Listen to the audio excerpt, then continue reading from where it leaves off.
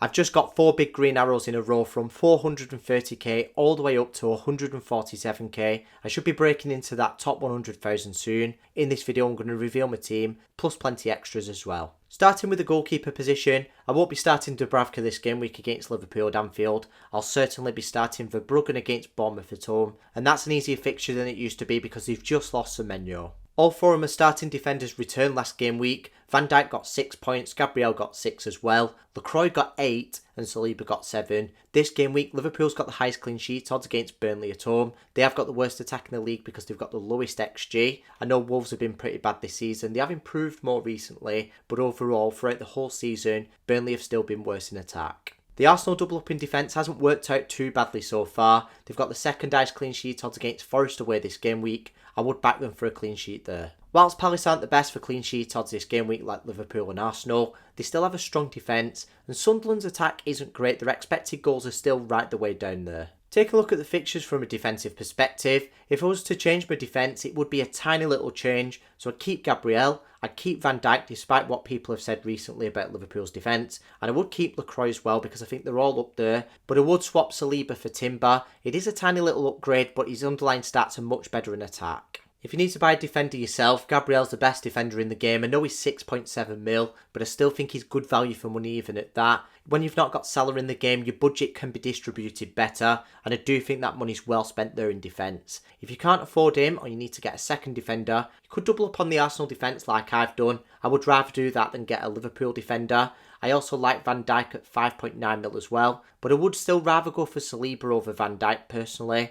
And then you could also go for Lacroix yourself. He's only 5.1 mil. Sunderland away this game week. I know he's got a couple of difficult games coming up. You would like to bench him for those, but in game weeks 26 and 27, it's another couple of very easy fixtures as well. In terms of goalkeepers, I am content with Verbruggen. If I was making the decision again, I would probably still go for him, unless you can stretch your budget all the way up to Raya. It's 5.9 mil to get in that Arsenal defence. It would probably lead to a double up or triple up in defence, but that's not a bad thing. The reason I've got 4 defenders starting right now is because I've put Cunha on the bench against City at home. That is a difficult fixture. I know he's got the home advantage, but City's defence is still solid. He only played 73 minutes in the last match. He's got 75 expected minutes in this match. He did blank in that last match and the match before as well. Plus you've got Bruno back, who's back on penalty duties. I'll be honest, I'm thinking of selling Cunha this game week for the reasons that I've just mentioned. Not only is it City at home this game week, it's Arsenal away the game week after that. It doesn't get tougher than that, and I will discuss the transfer options shortly. Esteve and Mark Guehi keep the bench warm as usual. Esteve plays in that very poor defence with a difficult fixture, and Mark Guehi never really plays. If you like Football Manager or just football in general, and you'd like to manage your own club, pick your own club identity and compete against other managers, it's worth trying Footium. It's free to play, you can play for a full season at no cost, you can jump straight in, no strings attached, you can build your own squad with your own personal player cards with positions and ratings, and grow your club over several seasons if you want to keep playing. There's plenty of variety in this game with loads of different roles for the players, so you can build a good squad depth.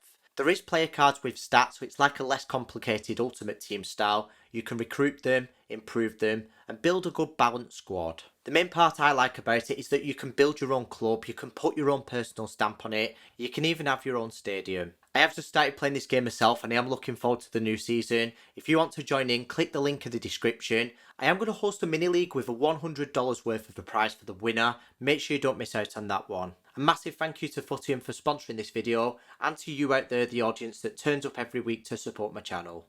Moving on to midfield, I've got Anthony Gordon against Wolves away. He was underwhelming against Leeds at home last game week. He only got a 1-pointer, but at least he played 80 minutes, which is promising. At the same time, there is still a rotation risk there. I just hope he gets to play this one. It's against Wolves away. Obviously, there is a chance that he could get rotated, but I'm willing to take that risk with such an easy fixture. Foden's spot in the City first team seems to be nailed, and it has been for quite a while. He did only play for 62 minutes in the Cup, but it means that he gets a bit more of a rest than he usually would have done. His teammate Shirk is more of a minutes risk. In his last Premier League match he only played 17 minutes, but then he got to play 90 minutes in the FA Cup. Then he only played 13 minutes in the Carabao Cup, and that was the most recent fixture. He scored a goal in that in just those 13 minutes, and he got 2 assists in that FA Cup match as well in that 10-1 win. So I am hoping that he gets decent minutes in this match, and I hope Pep's just thinking just let him play the full match every other match, because that's the upcoming fixture. My logic's the same as Gordon. It's a low floor because of the expected minutes, but it is a high ceiling as well. It's not a bad fixture against United away, which Foden gets to play in as well. I know it's a Manchester derby, I know it's away from home,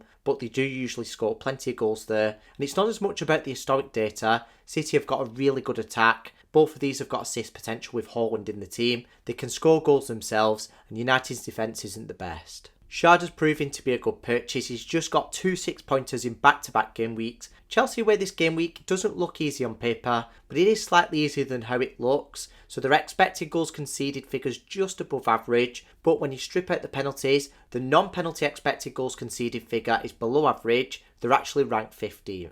Take a look at the fixtures from an attacking perspective. If you need to buy a premium midfielder, you've got 3 to choose from: Saka, Bruno and Palmer. Bruno and Palmer are on penalty duty, so that's an advantage. But the next 4 fixtures for Saka aren't bad at all, and the next 2 for Bruno are difficult. Palmer's next 2 aren't too bad, but I'd still go for him because he's got those 3 easy fixtures coming up. I might even get Palmer myself in Gameweek 24. One player that's suddenly become a really good option in terms of value for money is Tavernier. He's 5.5 mil. They've just lost Semenyo. Kluivert's out injured for a long time, so he should be near enough nailed in that team, and there is a good chance that he'll be on penalty duties as well. It's more likely to be him than anyone else, so there is a high upside there. I might even sell Cunha for him. I know he's got Liverpool at home in Game Week 23, but that's the benefit of having 8 playing attackers, that you can just bench one of them whenever. Then he's got easy fixtures after that as well. So if you need to go for a premium midfielder, I think Palmer's the best option. If you need to go for a cheap midfielder, I think Tavernier's your best option.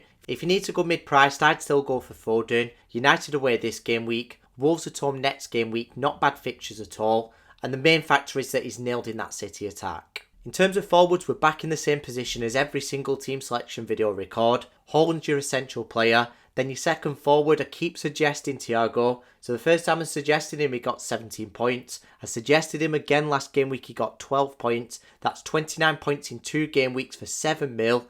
I'd still keep him for the next 3. Definitely going to keep him for the next 3. But yourself, if you need to buy him, I would probably still buy him for the next 3 as well. I don't mind Watkins either though. It's just Newcastle away next game week, but he does get to take penalties as well. I do think Mateta's got potential as well, but I can't safely say to you that Mateta's nailed, and that's why I'm not suggesting him over Thiago. Up front, like I've mentioned, I've got Haaland and Thiago. They've both got okay fixtures from an attacking perspective. Haaland went and got a 6-pointer last game week. Thiago went and got a 12-pointer, and they both contributed to that big green arrow. Don't click off just yet. First I'm going to cover my transfers, then I'm going to cover my captain matrix. So I've got 3 free transfers. I'm thinking of selling Cunha to Tavernier, and that would give me 3.8 mil in the bank to pivot in future game weeks. But I'm really happy with my team right now, so I'll probably just play that 3-5-2 formation, play Tavernier, and then bench him next game week. I'll just have to upgrade Mark Guehi next game week, just so I've got 8 playing attackers. It will probably just be a cheap forward to step in. That's just so I don't have to play 4 at the back. I do prefer to have that higher ceiling. But yeah, I am happy with my team. I could actually happily roll my free transfers this game week, and I am tempted to do that as well. I just have to start LaCroix against Sunderland away, and I don't think that's the end of the world at all. If you've not already watched my best captain video, make sure you go and watch it, then come back to this point in the video, because there is about to be a spoiler. For those of you who watched it, you'll know I've locked in Haaland captain in the Manchester derby at Old Trafford this game week. I'm almost certain about locking him in next game week against Wolves at home, but something that does put me off a little bit is that Marmoush is coming back, and Pep said he can't wait to rest Haaland, and I'm pretty sure that's the first available opportunity, so that might not be as easy as you think for captaincy. Make sure you subscribe so you don't miss my best captain videos, and that's the same for game weeks 24 and 25, where I plan on not captaining Haaland. If I had to lock it in right now, I'd captain Palmer against West Ham at home in game week 24, and Saka against Sunderland at home in game week 25, but they're not locked in either. If you enjoyed this video and you want to see future content like this, hit the subscribe button, and if you want exclusive content from me, the link's in the description to my Patreon.